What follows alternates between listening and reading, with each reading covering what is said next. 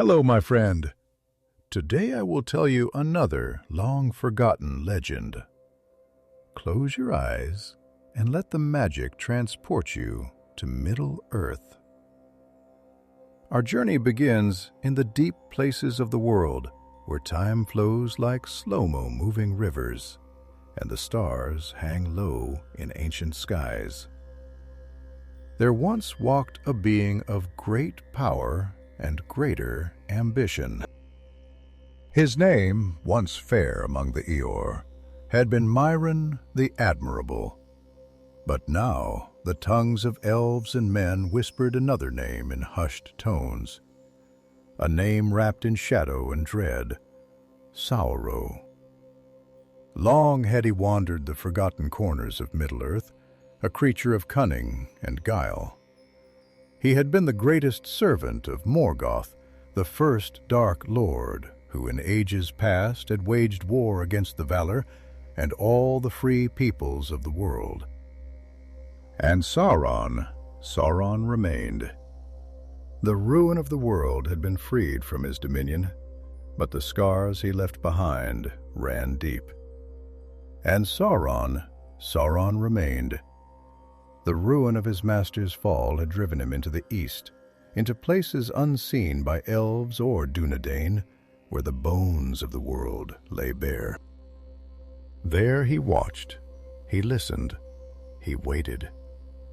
Time does not erode the will of one who does not sleep, nor does the turning of years wither the mind of one whose heart burns with purpose.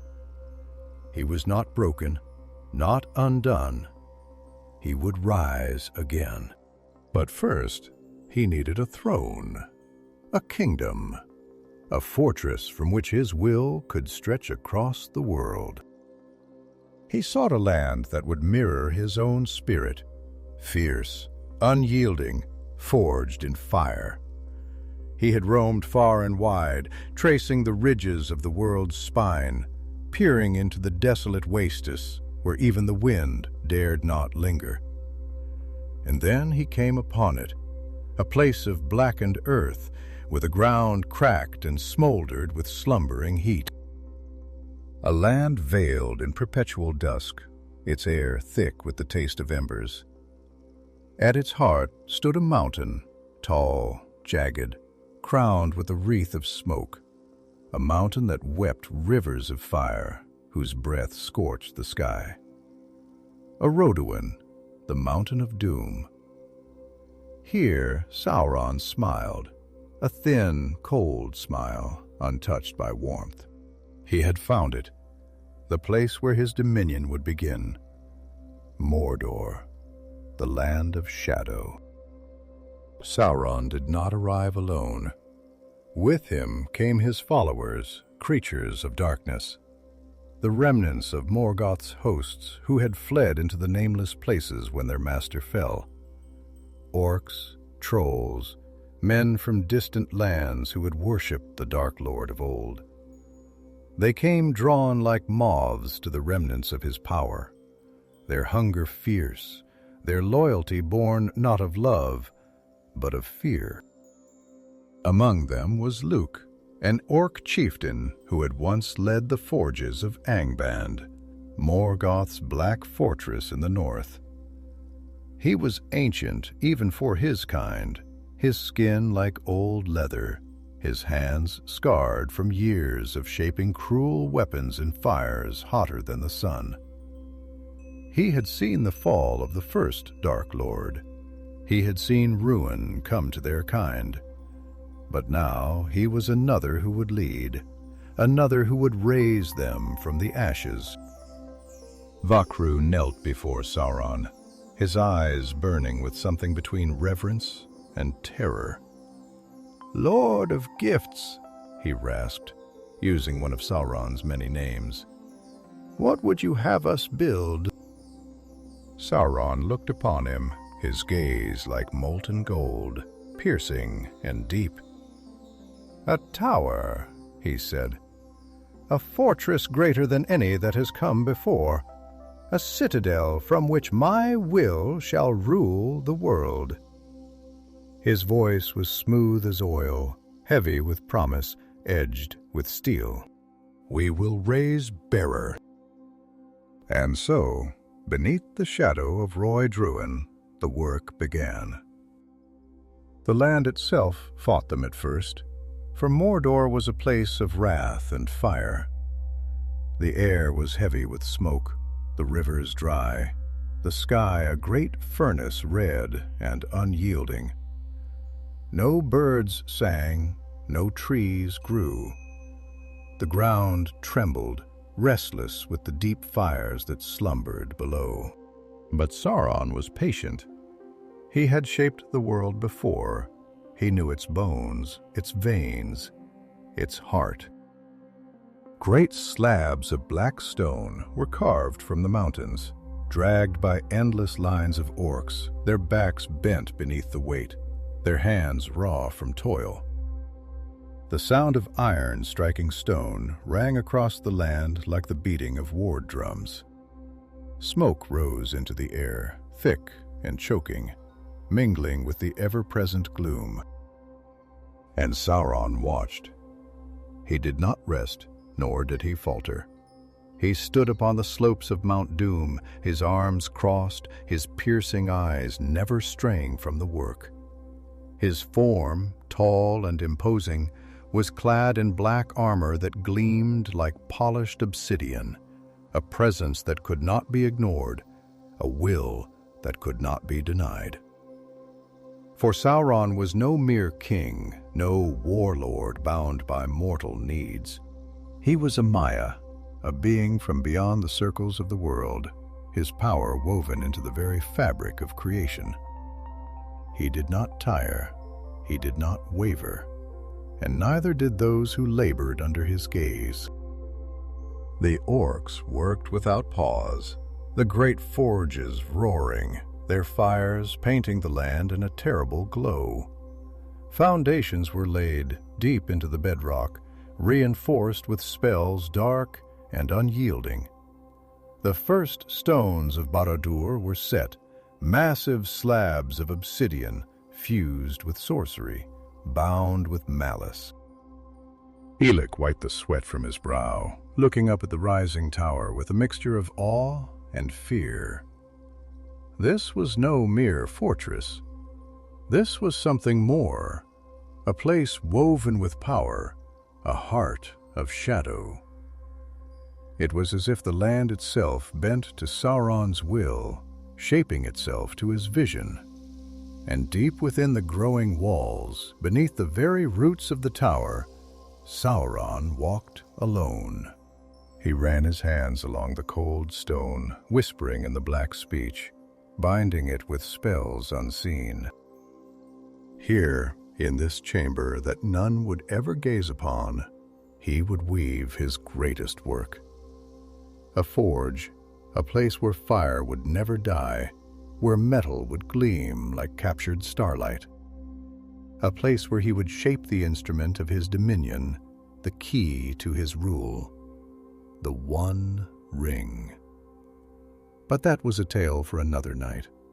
For now, the tower rose, stone by stone, shadow by shadow, and in the depths of Mordor beneath the ashen sky, the dark heart of the world began to beat once more. The land stretched before him, endless and ancient, a scar upon the world where nothing pure could grow. The sky above Mordor was a heavy thing, burdened by an eternal dusk, its clouds thick with the soot and shadow of countless fires smoldering in the deep places of the earth. The wind, dry and bitter as old bone, howled across the blackened plains, carrying the scent of scorched stone and ruin.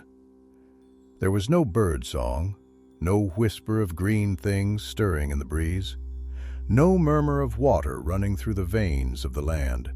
Only silence, thick and suffocating, broken only by the occasional distant crack of the mountain's breath. As Orodruin rumbled in its sleep, Sauron stood atop a jagged rise of rock, his cloak shifting like the night itself.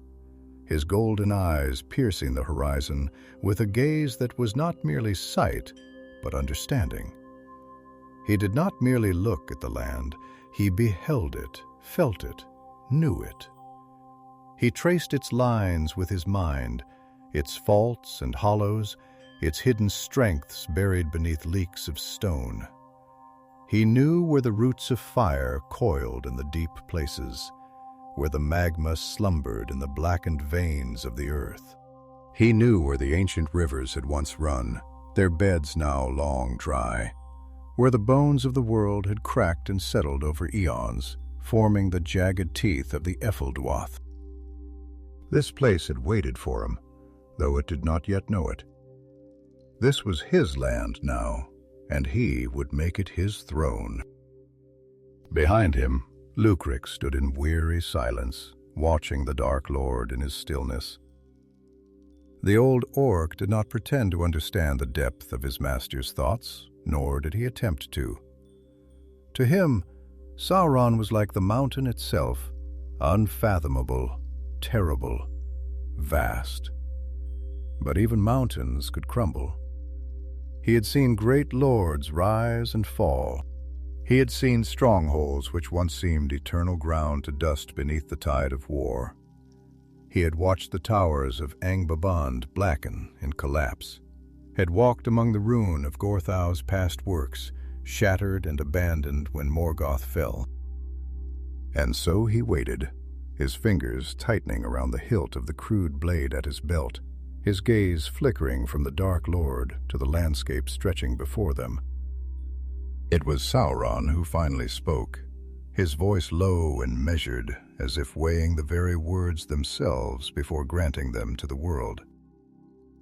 "They will come, in time," he murmured, though his tone was not anxious nor uncertain, but merely a statement of fact, as inevitable as the turning of the heavens. "The new Menorans will come, and with them will come fire and steel, ships upon the waves, swords polished in the forges of westernness, and the elves. Yes, they will watch. They will whisper to one another in the halls of Lindon, behind their white walls, beneath their trees of silver and gold. And they will call me by many names, all of them spoken with fear. Some will counsel patience, some will urge war, but none will remain idle forever." His lips curled, though the expression did not reach his eyes. "They will call this place cursed, and in their songs they will weave dark tales of it. But no curse is greater than the will that bends the world to its shape, and no song can undo what I shall make here." Lug shifted his weight, uneasy beneath the heavy words. "The elves," he growled, spitting onto the ground as if to rid himself of the very taste of the word. "Cowards. They whisper and they wait, but they do not strike when they should. They let Morgoth build his fortress. Let him shape Angband to his liking.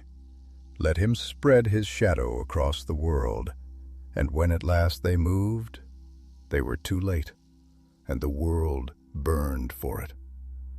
They will wait again, and we will grow strong." Sauron turned his gaze upon him, slow and deliberate, and though his face was unreadable, something in his eyes, something cold and knowing, made the orc take a half-step back. "And is that what you believe?" Sauron asked, his voice a blade so fine it could carve thought from illusion. "That they waited, that they watched, that they allowed my master to rise unchecked, foolishly, blindly?" Gru hesitated, but only for a moment before straightening his hunched shoulders and meeting the Dark Lord's gaze. He was no cringing wretch, no lowly threw who cowered at the first whisper of wrath. He was old, older than most of his kind, had survived wars and betrayals and the fall of a god. He was no fool. "They hesitated," he said, slower this time, as if weighing his own thoughts, testing them for weakness. "They feared. They knew the cost of war, and they wished to avoid it. Even after what Morgoth did in the First Age, they were slow to act against you in the Second. They whisper now, and they watch, but they will not come swiftly. They will wait, and we will have time." Sauron was silent for a long moment, the wind shifting the folds of his black cloak, the distant murmurs of the earth rising and falling like the breath of a sleeping beast. Then finally he inclined his head as if in some distant form of approval. "Time," he murmured almost to himself. "Yes, we will have time.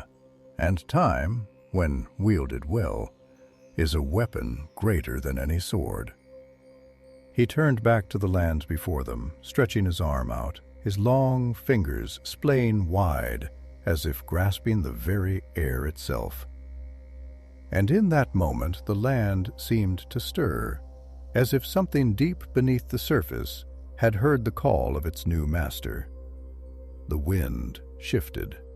The smoke from the mountain curled in a new direction, and the air itself grew heavy, thick with a nameless tension. "This will be the foundation," he said at last. "Here, upon this stone, we will raise Barad-dûr." Lotr exhaled through his teeth, his breath a sharp hiss of anticipation. The tower, the great fortress, the citadel of their master. He had seen fortresses built before, had walked beneath the black iron gates of Angband, had glimpsed the ruin of Utumno in his youth. But this would be something else, something greater, something unbreakable. And so, beneath the shadow of Orodruin, beneath the ceaseless smoke of the blackened sky, beneath the weight of the Dark Lord's will, the work began. The ground was broken, the first stones laid, the forges kindled, and the hammer of darkness fell upon the world once more. The sky above Mordor stretched like a great bruised canopy, vast and oppressive, its clouds thick with the endless belching of the mountain's fire. There was no dawn here, nor twilight, nor the soft murmur of evening birdsong as day faded into night. Only a ceaseless, ashen gloom, a world where the sky bore no promise of renewal, where the wind did not dance with the fragrance of new grass, but carried the bitter sting of cinder and ruin. Smoke and shadow curled over the broken ridges, twisting like restless spirits, whispering through the gaping cracks in the earth, filling the air with the scent of something ancient and nameless, something older than stone, older than fear itself. And in that great silence, beneath the brooding weight of heaven, the first stones of Barad-dûr were laid. They were not placed by gentle hands, nor lifted with the careful reverence of builders shaping something fair. No, here there was no poetry in the work, no melody in the toil, only the relentless pounding of hammers, the groan of stone upon stone, the ceaseless wail of iron dragged from the bowels of the world. The land itself was turned to Sauron's will, bent and broken, reshaped by the labors of those who knew only obedience, who toiled not with hope, but with the heavy burden of necessity. Orcs, twisted and wretched, their backs bowed beneath the weight of iron and stone, labored under the lash of cruel overseers, their breath hot and ragged in the heavy air. Trolls, slow-witted and immense, heaved massive slabs of obsidian, their movements ponderous, their hands raw from the cutting edges of the black rock. The sounds of their work rose into the air, blending with the distant, restless breath of Orodruin, a cacophony of forging and fire, of building and breaking, of creation born not from love, but from dominion.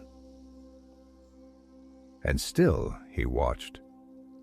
Sauron stood upon the jagged rise of a crumbling outcrop, his figure a silhouette against the roaring sky, his cloak shifting like the whisper of midnight winds. His hands, long and pale, rested upon the hilt of a dark blade, his fingers idly tracing the patterns wrought into its steel. Patterns that spoke of an age before this one, before he had turned to shadow, before the world had known the weight of his name. His golden eyes, burning with something deeper than fire, gazed out across the great expanse of stone and toil, and in them lay the measure of his vision, the shape of a future yet to be carved. Luther, his armor stained with soot and sweat, climbed the rise with slow, deliberate steps, his breath coming in short huffs, though whether from exertion or unease he could not say. His old bones, hardened by years of war and servitude, ached with the weight of time. Yet it was not the labor of stone that made him weary. It was the unrelenting will of the one he now approached, the presence that seemed to warp the very air around him, as if the land itself bent under the force of its master's gaze. "The first tier's nearly set," Luther growled, his voice like gravel grinding beneath an iron wheel. "The foundations run deep, deeper than any fortress we've ever built. We've driven the stone into the bones of the earth itself. This tower, it will not fall easily." Sauron did not turn to him at once. For a moment he remained as he was, motionless, as if listening to something only he could hear, something woven into the fabric of the wind and stone. Then, at last, he spoke, his voice quiet, smooth as polished obsidian, yet carrying with it the weight of something vast, something immovable. "It will not fall at all." Lug frowned, shifting his weight, the iron plates of his armor clinking softly with the movement. "Nothing stands forever," he muttered, almost without thought. "Even the greatest strongholds crumble. I have seen them fall. I have walked through their ruins." Sauron turned to him now, slowly, his golden eyes catching the dim light and holding it as if it bowed to his presence. "You have seen ruins, yes," he mused, his voice threading through the air like the low murmur of a distant storm. "You have walked among the bones of falling kings, seen the dust of empires long since spent. You have witnessed towers once proud, blackened by fire, shattered by war, and yet you still do not understand." Baruch shifted uncomfortable beneath that gaze, beneath the quiet certainty that lay beneath those words, a certainty that was not born of arrogance nor of blind faith, but of something deeper, something that had weighed and measured the world and found it wanting. Sauron stepped forward just enough that the wind caught the edges of his cloak, sending it billowing like a shadow given form. "A tower of stone," he continued, his voice low but firm, each word deliberate, as if carving them into the very fabric of the world. "A fortress of iron, a kingdom bound by walls and gates. These things are fragile. They can be broken. They can be undone." He lifted a hand, fingers curling slightly, as if shaping the air itself. "But what I build is not mere stone. It is not iron, nor mortar, nor wood. It is will." His fingers tightened, a slow, precise motion, as if grasping something unseen, something vast and terrible. "Will does not break," he said. "Will does not crumble. It bends the world to its shape. It does not fall. It only grows." Luke exhaled slowly, his grip tightening on the hilt of his blade, though whether in understanding or unease, he could not say. "And what of the others?" he asked, his voice quieter now, more measured. "What of those who will seek to stop this? The elves will not sit idle forever. The men of the West, those cursed Númenorans, will come. They will come with their white sails and their silver blades, and they will not suffer this tower to ride." Sauron smiled, though there was no warmth in it, only something cold and knowing, something that saw beyond the present, beyond the lines of battle yet to be drawn. "They will come," he agreed, his tone almost amused. "And they will find that their swords cannot cut through shadow, that their walls will not hold against the weight of the world itself pressing upon them." He turned back to the land, to the rising walls of his great fortress, to the foundation of something greater than any kingdom had ever known. "Let them come," he murmured, almost to himself. "For what I build is not for them to break. It is not for them to understand." He raised his hand, and the wind stirred, carrying with it the scent of something distant, something yet to be shaped.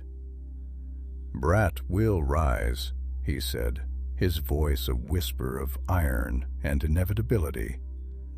"And when it is finished, when its foundations have drunk deep of the fire that sleeps beneath the world, they will know that their time is at an end." And so the work continued, stone upon stone, shadow upon shadow. And deep in the heart of the world, the land itself trembled beneath the weight of the will that would shape it. The sky above Mordor stretched vast and unrelenting, an ocean of ash and gray, where the sun was a distant dying ember, its light choked and strangled by the smoke that coiled from Orodruin's wounded man. The air itself was thick, laden with the taste of charred stone and the accurate sting of molten fire, as though the land still smoldered from ancient wounds long unhealed. The winds that passed through the valleys and gorges did not sing with life, did not dance with the murmuring voices of trees or the laughter of water slipping over stone. No, this was a land where even the wind whispered in hushed tones, afraid to stir too boldly beneath the ever-watchful gaze of its new master. And beneath this sky where no stars had shone unbroken for an age, the work of Barad-dûr continued. The black stone that was hewn from the mountains did not yield easily. It was as though the bones of Mordor resisted, knowing that something unnatural was being wrought from their depths. Great fissures split the earth where trolls toiled with iron picks. Their shoulders bowed under the weight of their labor, their hands thick with dust and blood where sharp rock had cut into flesh. Orcs, smaller and quicker, skewered between the work sites, their voices raised in curses and guttural commands, their whips lashing out to keep the weary from slowing. Fires burned in the deep pits, the glow reflecting against the black, jagged cliffs. And all across the land the sound of the hammers rang like the heartbeat of something vast and terrible, stirring to wakefulness. And Sauron watched. He moved through the construction not as a distant ruler, not as one who merely commanded from afar, but as something closer, something woven into the very breath of this place. His will, a force that shaped the world as surely as the stone itself. His presence was not one that could be ignored.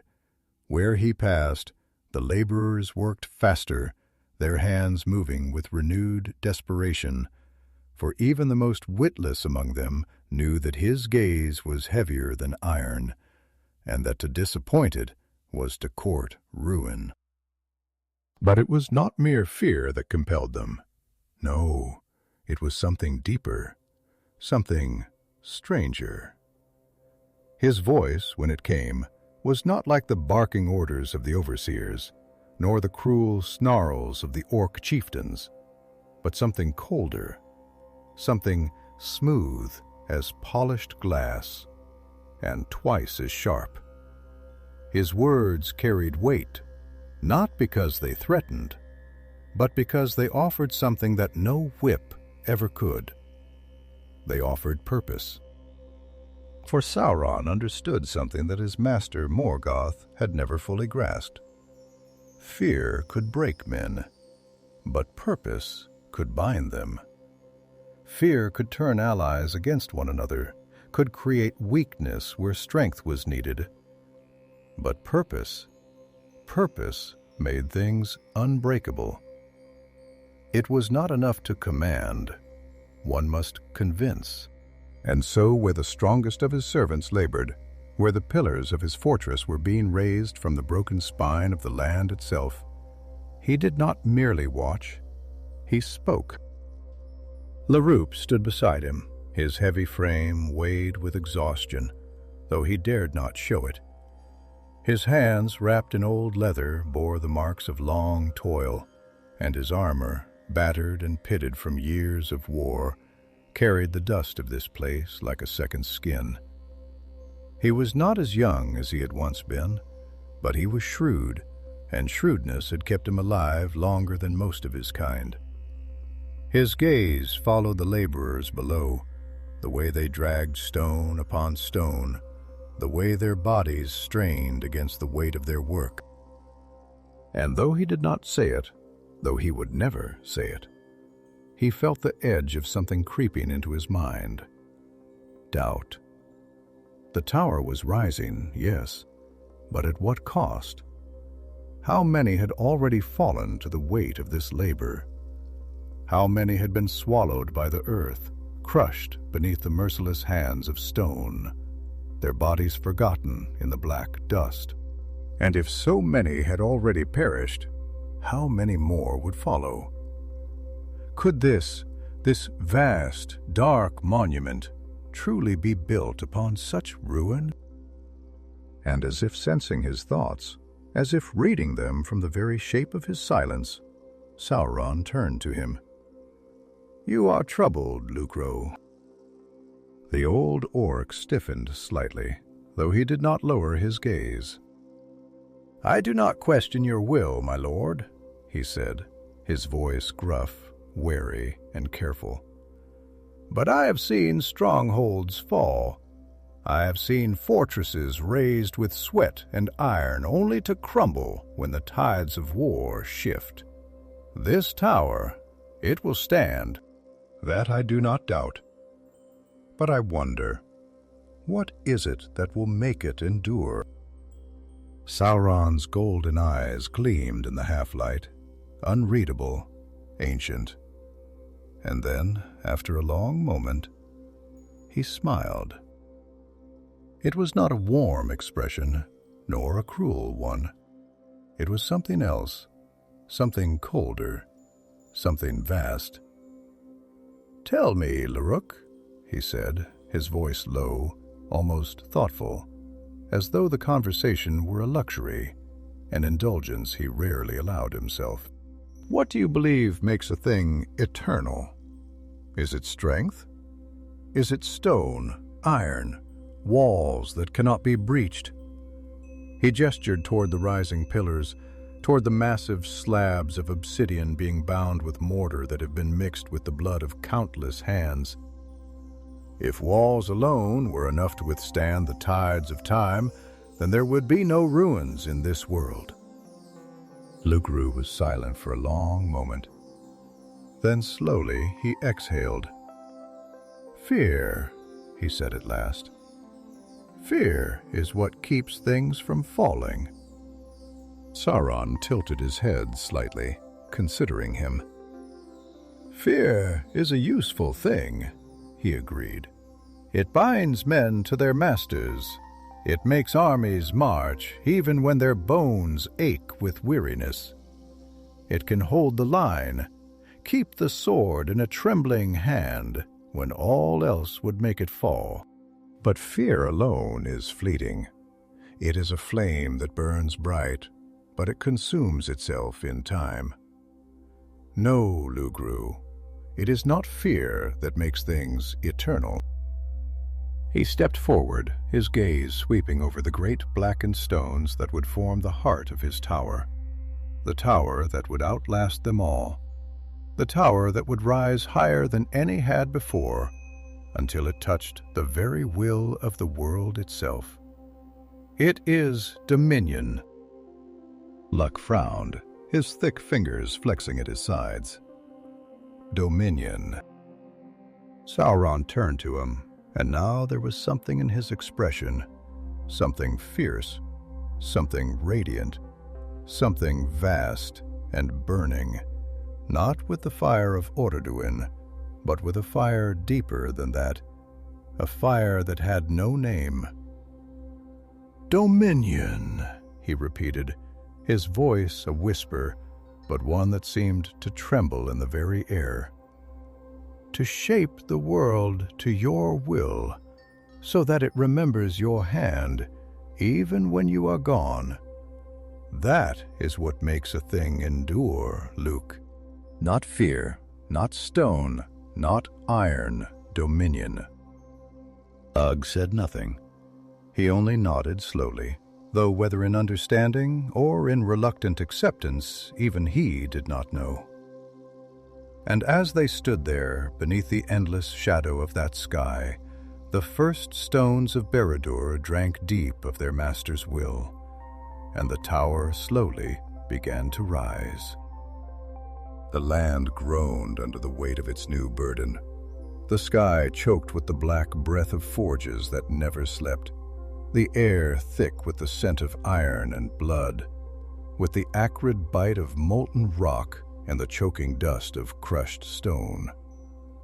The very ground seemed to tremble beneath the endless march of labor, as if resenting the touch of the creatures that now tore into its bones, reshaping its surface with hammer and chisel, with lash and fire. Mordor, once a land of barren desolation, now seethed with purpose, with motion, with an urgency that pulsed like the heartbeat of some vast and terrible thing stirring from slumber. The foundation of Barad-dûr stretched outward in all directions, a lattice work of iron and stone driven deep into the rock, its supports reaching downward into the veins of the earth, seeking something solid, something unshakable upon which to build. This was not the careless construction of a kingdom raised by men, built in haste, fated to fall with the crumbling of walls and the passing of years. No, this was something older, something deeper. Each stone was set with purpose, each beam of iron bound with a force that could not be seen but could be felt, as though the very will of its master had seeped into the mortar, binding the structure not just to the land, but to the world itself. Sauron stood atop one of the jagged ridges overlooking the work, his dark robes trailing like shadow in the windless air, his golden eyes fixed upon the vast expanse of labor unfolding below him. He watched as the fires of the forges flared, their glow painting the cliffs in the color of old wounds. As the orcs labored ceaselessly beneath the watchful eyes of their overseers, their backs bent, their hands blackened with soot and sweat. He watched as the first of the great towers began to rise, its dark silhouette already taking shape against the smoldering sky, as the walls, thick and unyielding, swallowed the landscape, enclosing it within the growing embrace of the fortress that would one day rule all things. Ugric approached slowly, his steps heavy, his breath thick in his chest, though whether from the weight of his armor or the weight of his thoughts, he did not know. He was tired, more tired than he had ever been, but he would not show weakness, not here, not now, not in the presence of the one whose will had bound him to this place. He had fought for many masters before. He had served in the great wars of the past, had marched beneath banners that had long since turned to dust, had carved his name into the stones of strongholds that no longer stood. But there had always been something temporary in those wars, something fleeting, something fragile. This was different. "This tower," he said at last, his voice rough, his throat thick with dust. "It is unlike anything we have built before. I see it in the way the stones are placed, in the way the walls rise, in the way the foundation is set deep, deeper than the roots of mountains. There is something in it, something beyond mere strength, beyond mere stone and steel. I feel it when I walk among the laborers, when I stand in its shadow. It is not just a fortress. It is something more." Sauron turned to him then slowly, his gaze measuring unreadable. "You are not wrong," he said, his voice smooth as dark water, carrying with it the weight of something ancient, something vast.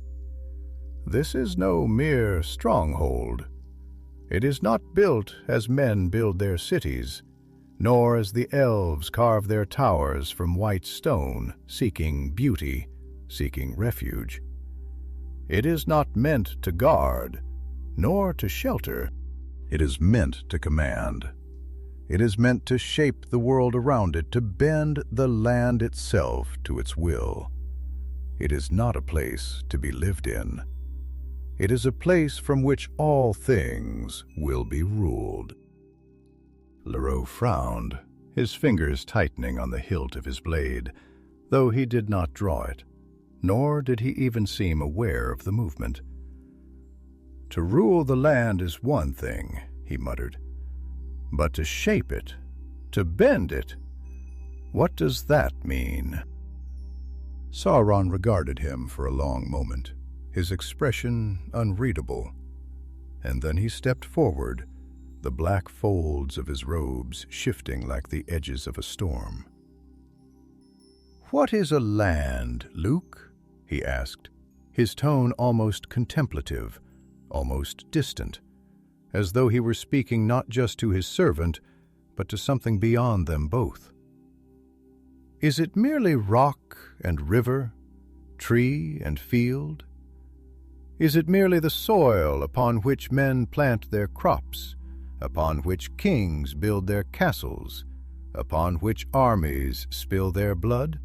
No, a land is not merely what can be touched. It is what is believed. It is the weight of its name, the breath of those who speak it, the fear and love and longing that bind it together. A land is a story told over and over again, written in the bones of those who walk it."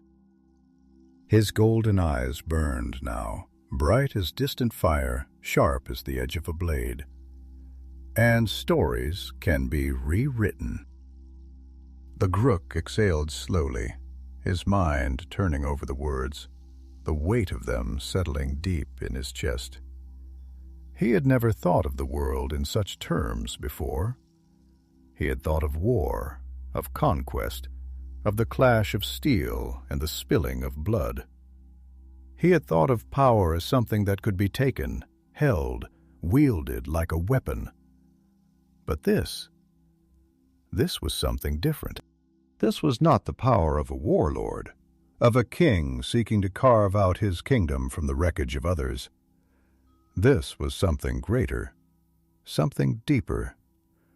That this was the power to remake the world itself. "And that is what this tower is?" he asked at last, his voice quiet now, thoughtful. "A rewriting of the world." Sauron smiled.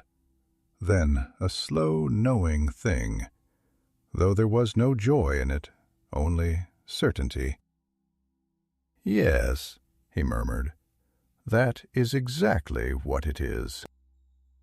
He turned then, gazing once more upon the growing fortress, upon the dark towers rising like jagged teeth against the sky, upon the endless, tireless labor that bound it together, that shaped it into something vast, something inevitable.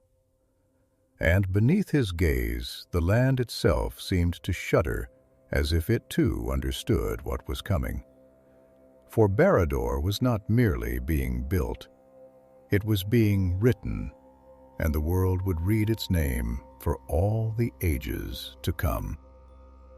The air over Mordor was heavy, not only with the soot and cinder that rose in thick plumes from the mountain's ever-churning heart, but with a deeper, more suffocating weight, an unseen force that had settled over the land like the slow tightening of a noose. It was not merely the oppressive heat that curled in waves across the blackened ground, nor the ceaseless, mind-numbing labor of those who toiled at the foot of the rising fortress.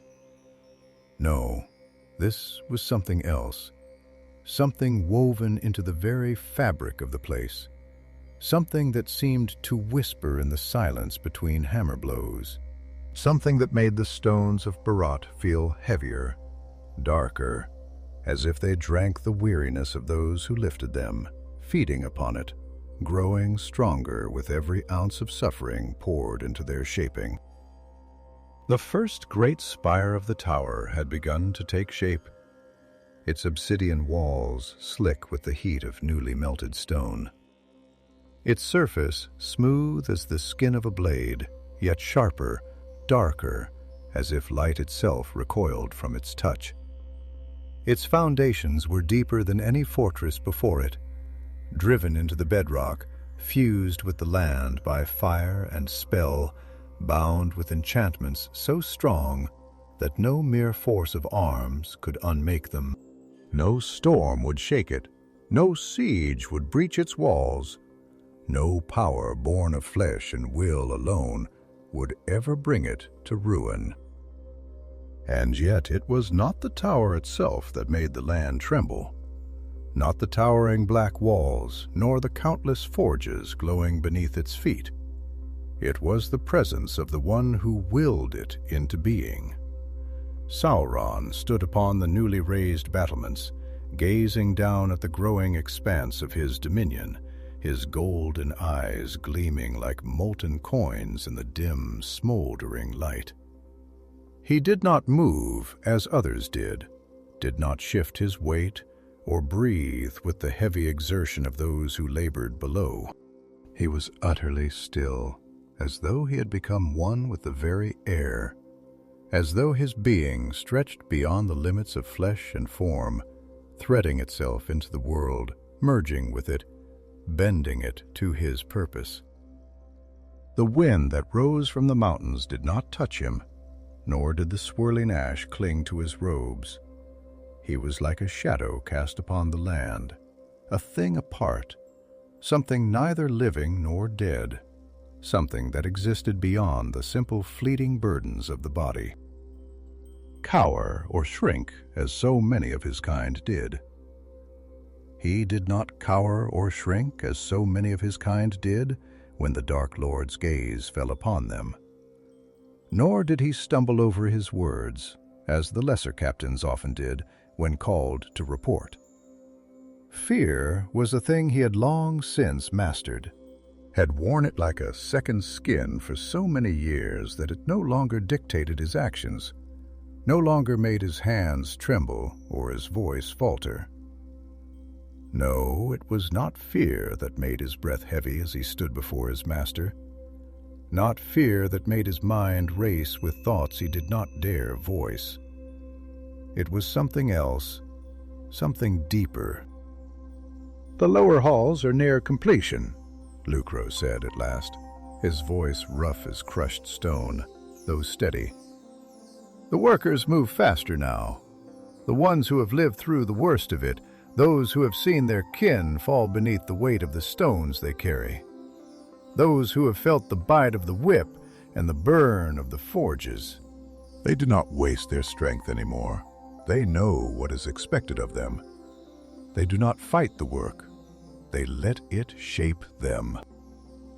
Sauron turned his gaze upon him then, slow and deliberate, the faintest flicker of something almost like amusement passing through his golden eyes, before vanishing into the void of his expression. "And you believe that is strength?" he asked, his voice smooth, soft, yet vast, as if it echoed from a place beyond this world. "To endure, to suffer without complaint, to bend beneath the weight of what is demanded. Do you think that is power?" Ugur hesitated, though only for a moment. He had been ready for this, had expected it. He had learned in the long years of his service that to speak plainly to Sauron was both a danger and a necessity. To flatter him was foolishness. Sauron had no need for empty words, no patience for those who merely echoed his will without thought. But to challenge him, to contradict him outright, was death. The path was a thin one, and it had been walked by many before him, most of whom were now dust. "It is a kind of strength," Lugruk said finally, his voice slow, deliberate, as though he were testing the weight of each word before releasing it. "Not the greatest kind, perhaps, but strength all the same. Those who survive hardship, who learn to carry their burdens without breaking, those are the ones who last. You have seen it yourself. The weak do not endure here. The ones who crumble beneath the work, the ones who try to flee, the ones who fight against the inevitable, they do not last.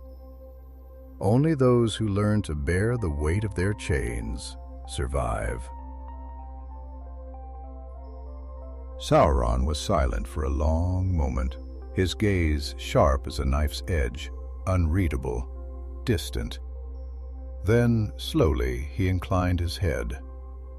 "Yes," he murmured, "that is true.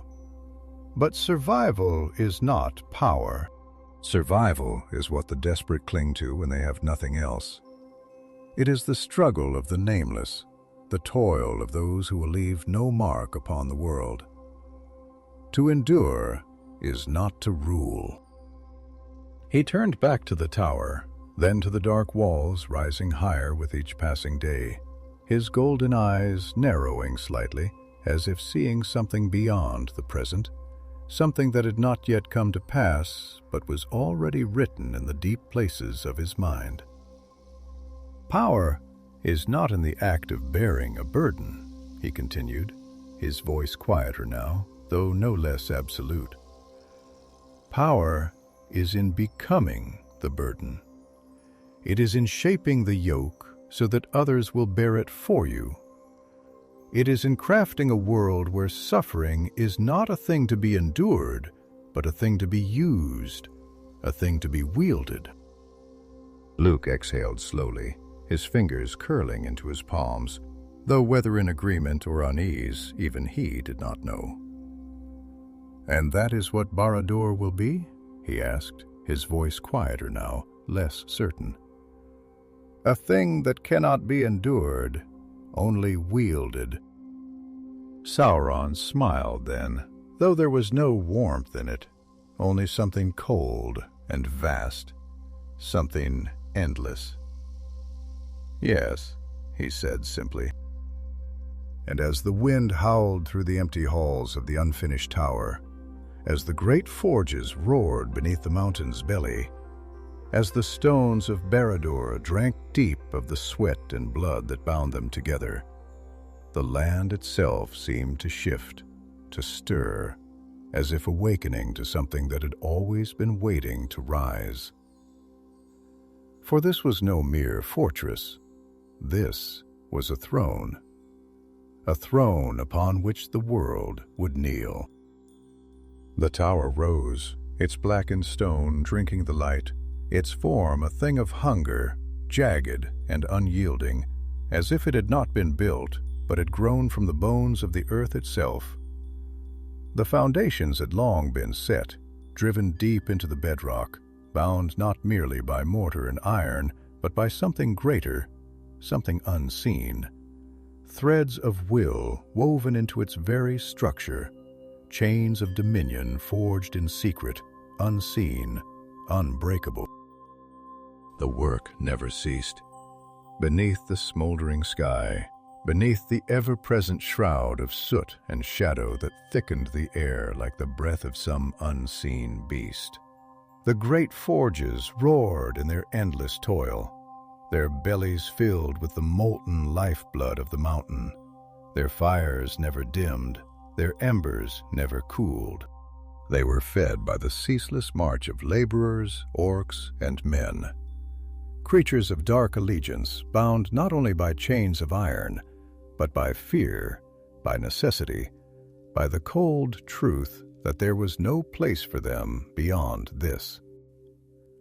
To build Barad-dûr was not merely to shape a fortress of stone, but to carve a new order into the world.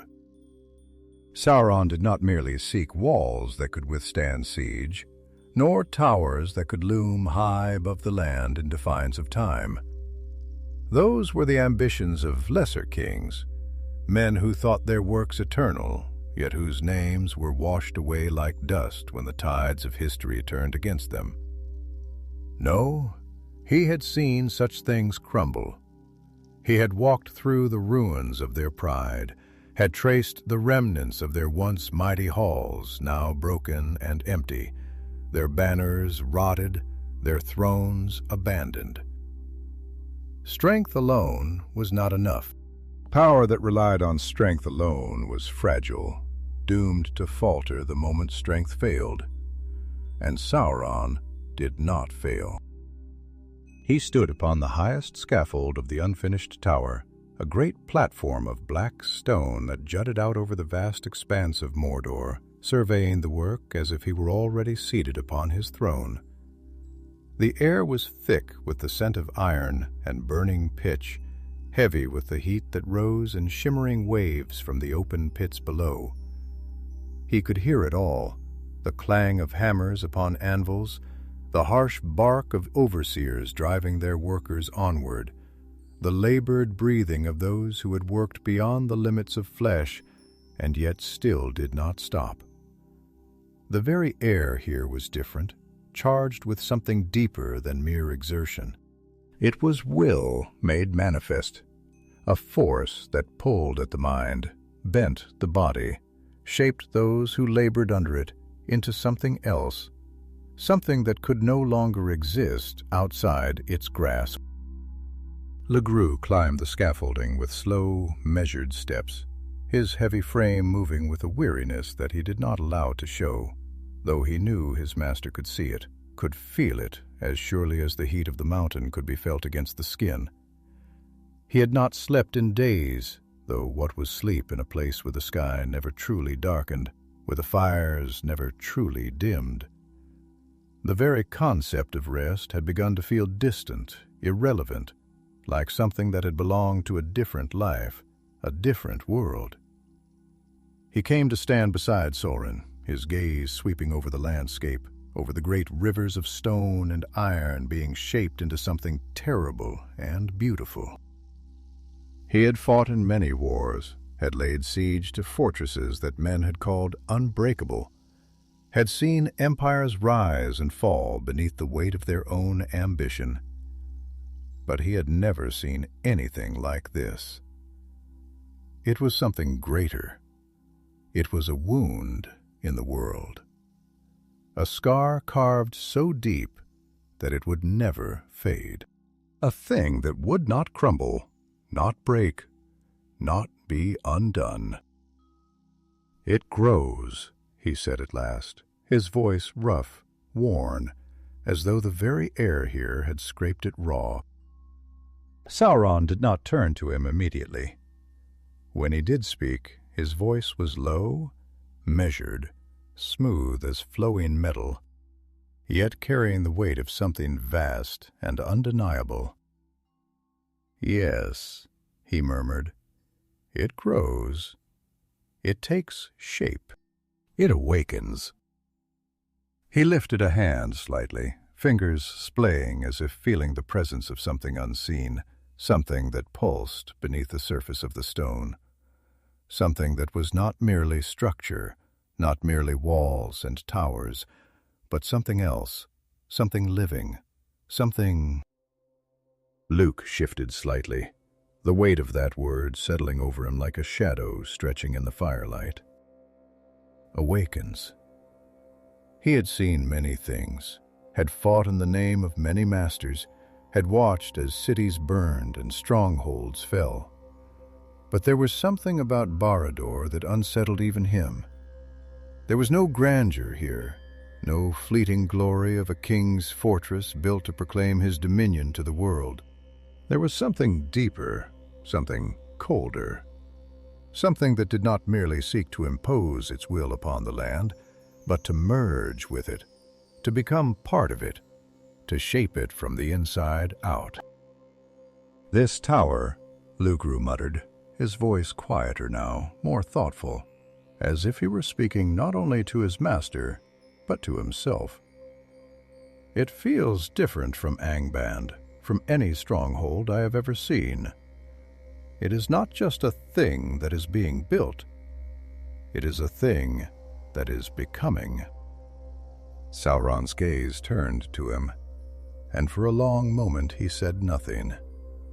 Then at last he inclined his head slightly, the faintest glimmer of something almost like amusement flickering behind his golden eyes.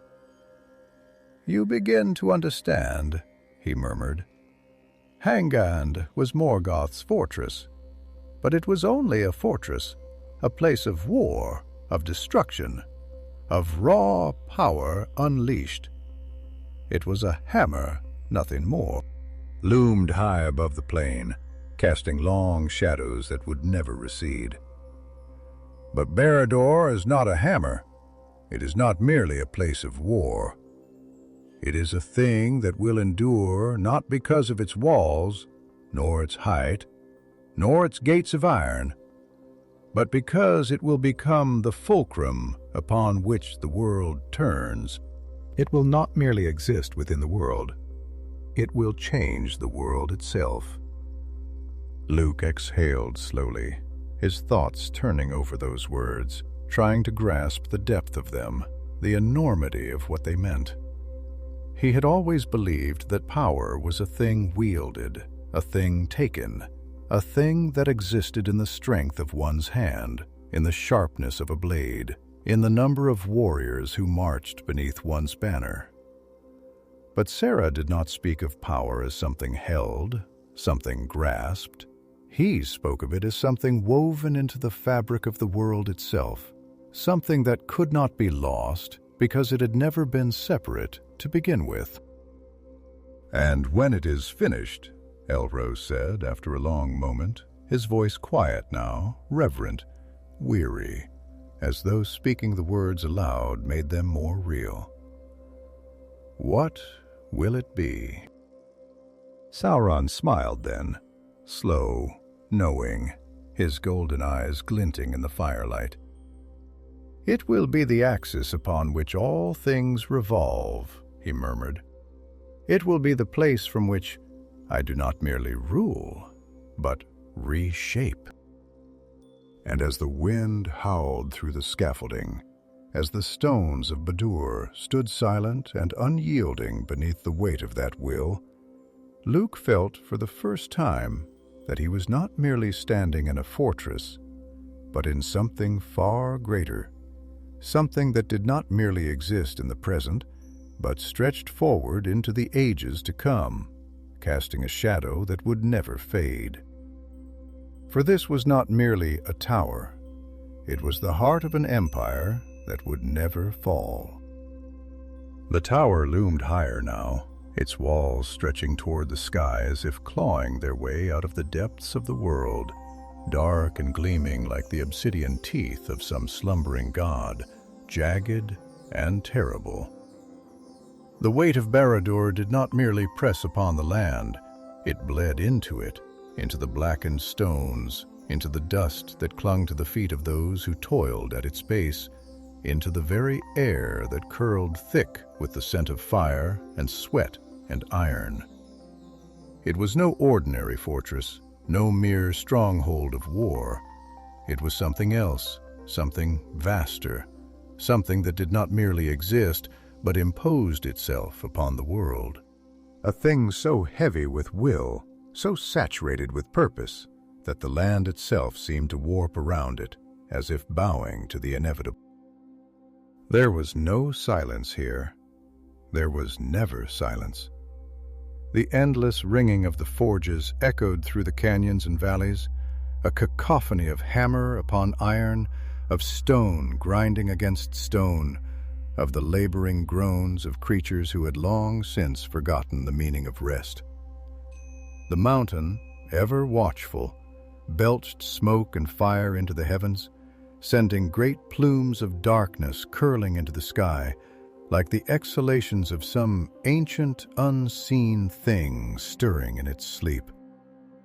The ground trembled beneath its breath, a deep, rhythmic pulse that beat through the foundations of Barad-dûr, threading through its walls like veins of molten gold, binding it to the land in a way that was neither natural nor accidental.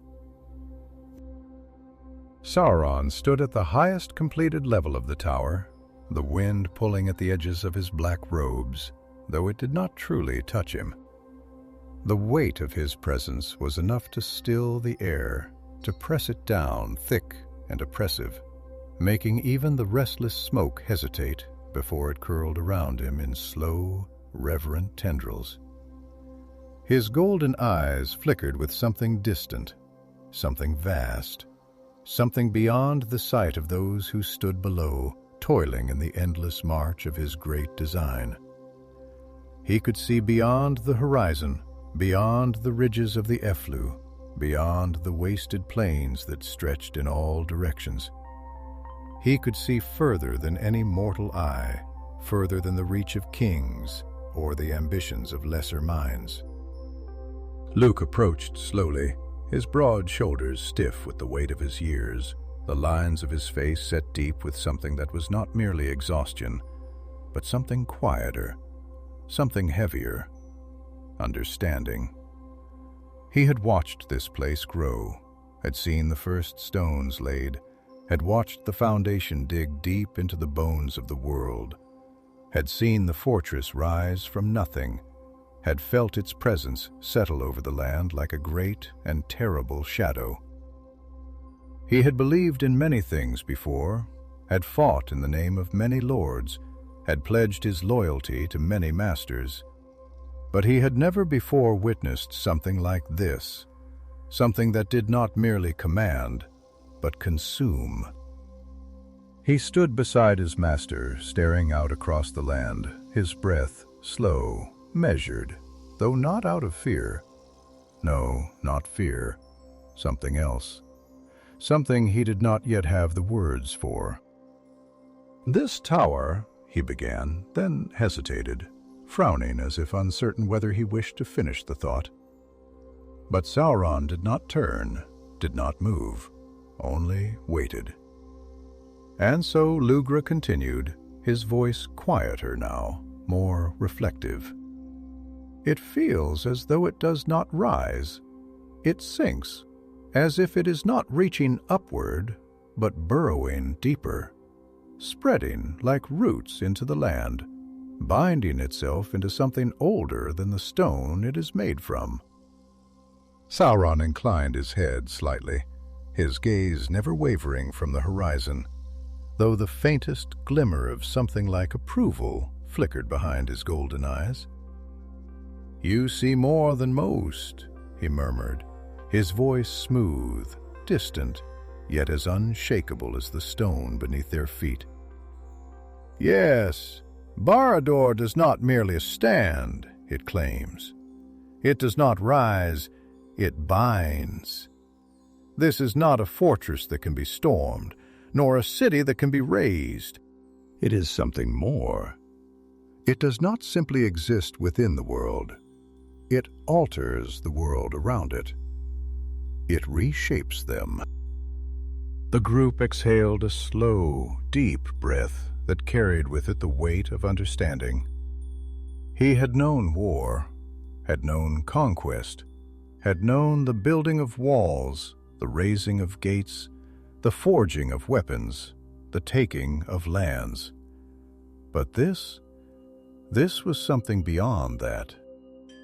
It was not a question of strength, of armies, of fortifications that could be manned, or defenses that could be breached.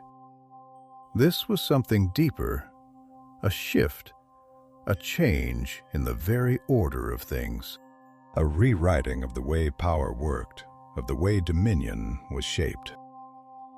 "And those who build it," he asked at last, his voice quiet now, almost hesitant, "those who labor beneath it, do they not see it? Do they not feel it? That they are shaping something that is shaping them in turn?"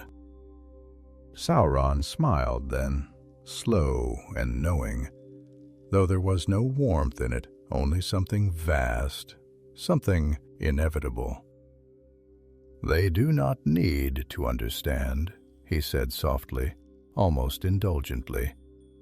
"They do not need to know the weight of what they build, nor the depth of what they serve. They are tools, nothing more, hands that shape the world without ever realizing that the shape they carve is their own undoing. That is the nature of dominion. Lore, not to rule by force alone, not to crush with might, but to shape the world so that those who live within it do not even see the chains that bind them." Lucric was silent, the truth of those words settling deep into the marrow of his bones. He had thought power was a thing wielded, a thing seized, a thing taken in the clash of steel and the march of war. But Sauron did not think in such terms. He did not merely take, he changed. He did not merely rule, he shaped. He was not a warlord, not a king. He was something else, something greater, something inevitable. And Barad-dûr was more than a fortress. It was an idea given form, a wound in the world that would never close.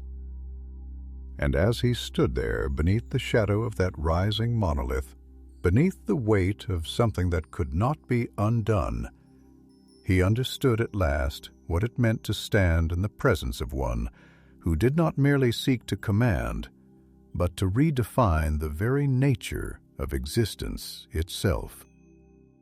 The sky over Mordor was no longer a mere sky, no longer a vast and empty expanse through which the light of the stars might weave its distant, indifferent song.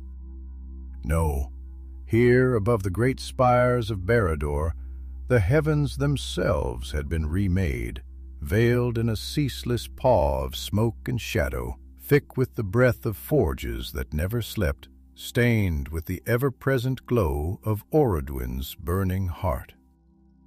The air was heavy, not only with the weight of soot and heat, but with something deeper, something unseen, something that coiled through the stones of the fortress and the very land itself, binding all things to the will that had shaped them.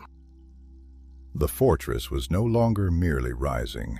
It had become, had settled into the world like a blade driven deep into flesh, an unhealing wound, a scar that time itself would not erase. The work was no longer a labor of hands alone. The physical toil had continued, the endless march of bodies, the hammers striking stone, the iron riveted into place with the screams of those who fell beneath its weight. But now there was something else woven into the very foundations, something greater than mortar, something more binding than steel.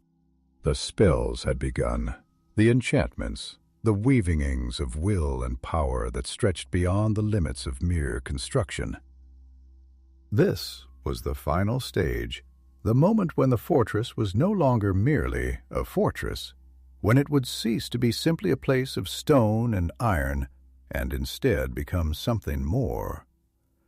Sauron stood upon the highest platform, his golden eyes unblinking.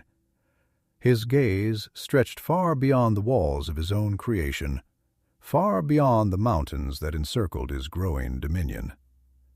He saw further than any mortal, further than any king who had ever ruled, further than even most of the Maiar who had walked the world before him.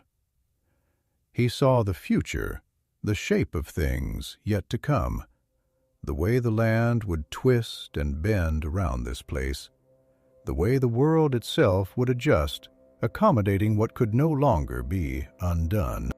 He saw the ripples of Barad-dûr's existence spreading outward, unseen but inevitable, threading through the fabric of time itself, pulling all things slowly, inexorably, toward the shadow that now loomed above them all.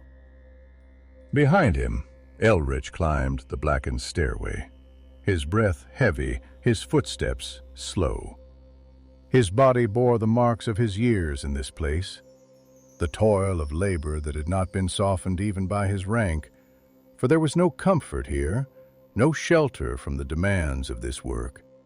His hands, once strong, once skilled in the craft of war, were now cracked and calloused, his armor stained with the dust of the tower, with the sweat of uncountable days beneath the watchful, unyielding gaze of his master.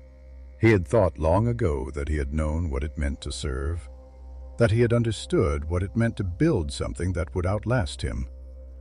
But now, as he reached the top of the stairs, as he looked upon the dark expanse before him, he understood that he had been a fool. This was not simply a fortress. It was not a thing that could be understood in the terms of walls and gates and battlements. It was something else. It was power made physical. Something that did not merely defend, but consumed. Something that did not merely house its master, but extended his will into the world itself. Lick could feel it now, pressing against him, shifting the very air around him, bending the space within its walls, as if the tower itself were not merely built upon the land, but were replacing it, rewriting it, reshaping it into something that had never existed before. He stepped forward, his breath coming slow, deliberate, wary as he stood beside Sauron, gazing down upon the world that stretched below them. "It is done," he said at last, his voice quieter than he had meant it to be, as if the air itself had stolen the strength from his words. Sauron did not turn to him immediately.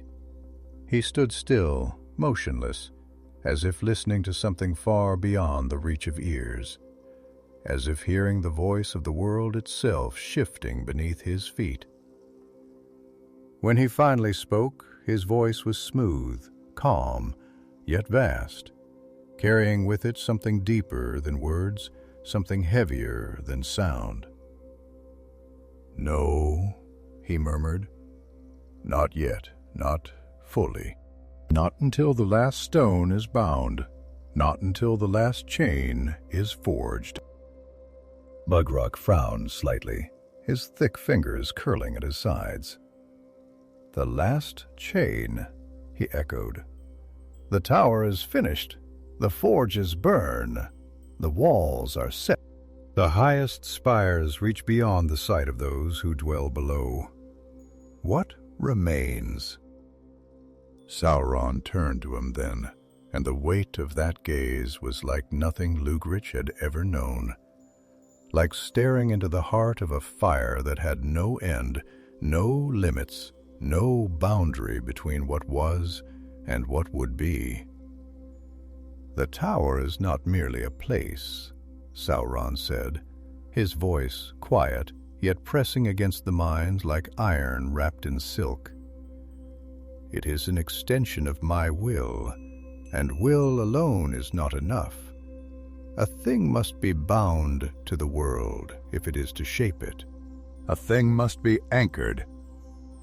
Luggery hesitated, and in that hesitation something colder than fear crept into his mind. Anchored, he repeated slowly.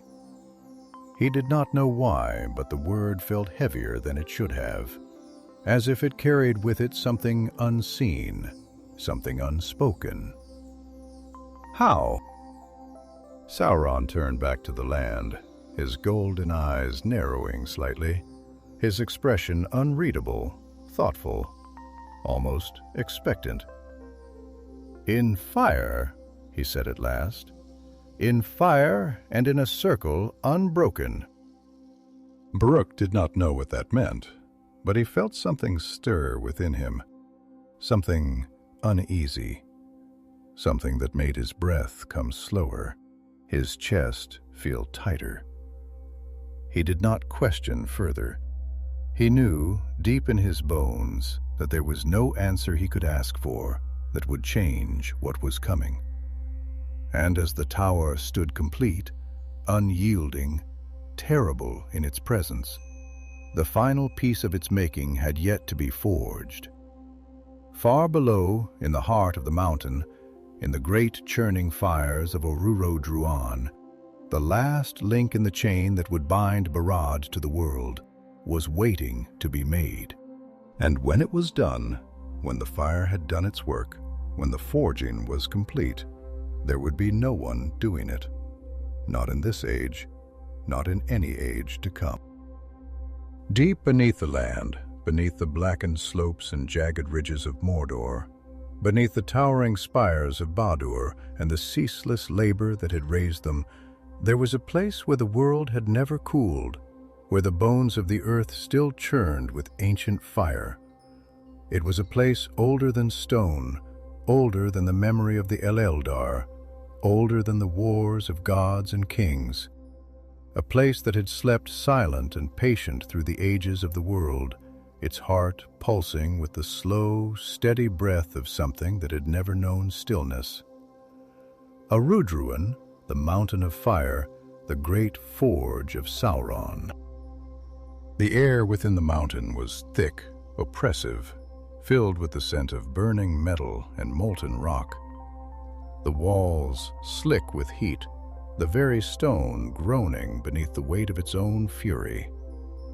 Rivers of fire slithered through the darkness, their surfaces churning, bubbling, thick with the raw, unshaped essence of the world itself.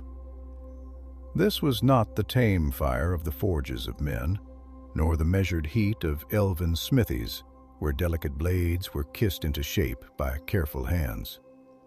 No, this was something older, something wilder. A fire that did not yield, that did not wait, that did not serve. A fire that could not be contained, only used if one had the strength to master it. And Sauron had such strength. He stood alone upon the narrow ledge that overlooked the vast molten chasm, his robes still and untouched by the furious heat, his golden eyes reflecting the restless glow below him. He had come here before, long ago, when first he had chosen this land, when first he had seen in its broken expanse the foundation upon which his dominion would be built. But he had not come then to forge, only to prepare. Now the time had come. Barad-dûr was finished, its great towers stretching into the sky, its walls impenetrable, its foundation so deeply rooted in the land that it could not fall by mere force of arms. But it was not enough. Strength was not enough. Strength could be broken, power could be taken, but something bound, something woven into the very nature of the world itself that could not be undone. That was what he would forge here. Slowly, deliberately, Sauron lifted his hand, and in his grasp was something small, unassuming, a simple band of unshaped gold. It was nothing yet, a mere trinket, a piece of unworked metal as meaningless as the discarded coins of mortal kings. But it would not remain so. He lowered the band toward the fire, his fingers steady, his eyes unblinking, his will fixed upon the shaping of something that had never before been made. As the molten glow reflected upon its surface, he began to speak, not aloud, not in words that could be heard by any ear, but in the deep language of the world itself, in the tongue that only those who had walked beyond the circles of time could know. The air thickened, the heat swelled, the fire listened, and the gold in his hand was no longer gold alone. It drank the words he spoke, absorbed them, wove them into its very being, until the metal was no longer mere metal, until the fire was no longer merely fire, until the will that had shaped them both had bound them together into something greater, something deeper, something that no force in Middle-earth could unravel. This was not merely a thing of craft. This was something else. A chain, a tether, a shadow stretched across all things. His voice grew louder, the echoes of his words vibrating through the very walls of the mountain, through the rivers of fire, through the roots of the world itself. He poured himself into it, his essence, his thought, his dominion. Every stone of Barad-dûr, every blackened ridge of Mordor, every creature that had ever bent knee to him or ever would, every whisper of fear in the hearts of those who opposed him, all of it was drawn into this one thing, all of it bound together, caught in the unbreakable lattice of his will. And then at last it was done. He lifted the ring from the fire, and though it burned with a light deeper than flame, it did not scorch his hand, did not mar his skin. It was perfect, a smooth band of gold, flawless, unbroken, its surface plain and empty, yet filled with something vast, something greater than anything that had ever been forged by hand. And slowly, as the heat of the fire faded from its surface, the words appeared, words in a tongue known only to him, a tongue of command, a tongue that did not ask but demanded. One ring to rule them all, one ring to find them, one ring to bring them all, and in the darkness bind them. Sauron smiled then, slow and knowing, his golden eyes glinting in the firelight, his fingers tightening around the band that now held more than mere metal, that now held more than mere strength. This was more than a weapon, more than a symbol. This was him, his will, his essence, his dominion given form. And through it all, things would be drawn to him.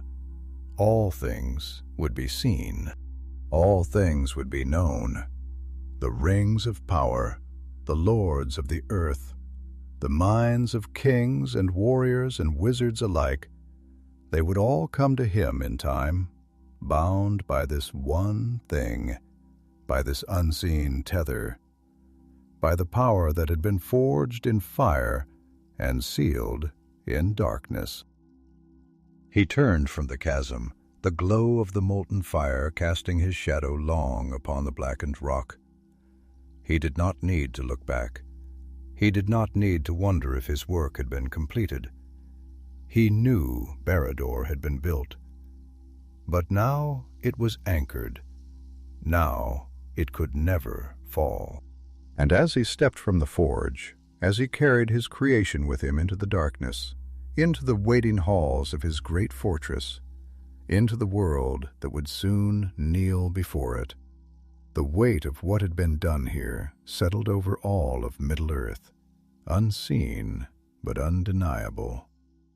A shadow had been cast, and it would never be lifted.